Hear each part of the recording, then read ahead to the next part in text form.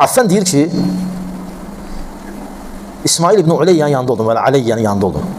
İsmail İbn Uleyyan yanında oldum ve bir kişiden rivayet elədi. Mənə dedi ki, la tuhaddith an hada. Bu kişiden rivayet eləmə. O kişiden rivayet eləmədiniz. فإنه ليس بثابت فإنه ليس بثبت. O sabit adam değil. Yani nəqlində sabit adam değil. Ondan qəbul eləmə. فقال اختبته. Yanındakı dedi ki, ona qeybət elədin. Yəni sən onun qeybətini elədin. فقال ما اختبته. Mən ona qeybətini eləmədim. Veya bir nəfər dedi ki, qeybətini eləmədi. Lakin onun hədis rivayət eləməsində sabit olmamağını dedi. Qeybət eləmədi. Lakin onun hədis nəql eləməkdə sabit olmamağını dedi. Yəni bir insan deyə bilər ki, filan kəs və ondan söz nəql eləmə, ondan elm nəql eləmə. Aydındır. Bu söz qərib bir şey deyil, bu söz qeybət deyil. Əgər bu olmasa, hamı nə hissi danışır. Aydındır. Təkcə din sahəsində yox, bütün sahələrdə. Bütün sahələrdə. Əgər etibarlı şəxslərin kəlmələri olmasa, o zaman hər kəs hər sahədə məşğul ola bilər.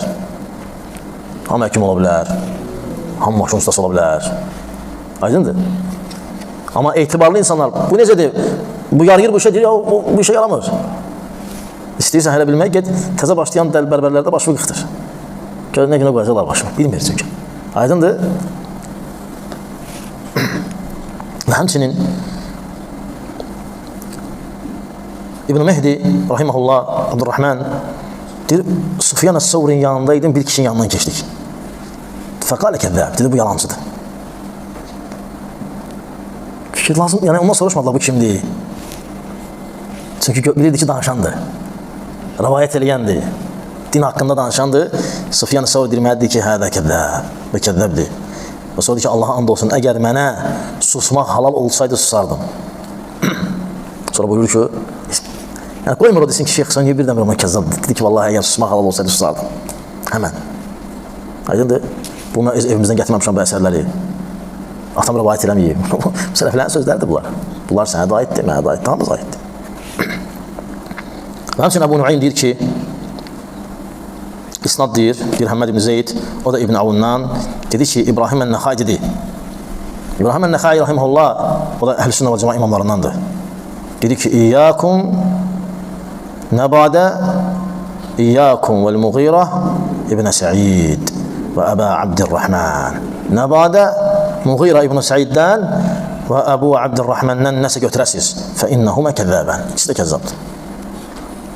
Yəni, ittiham eləyirdi onları.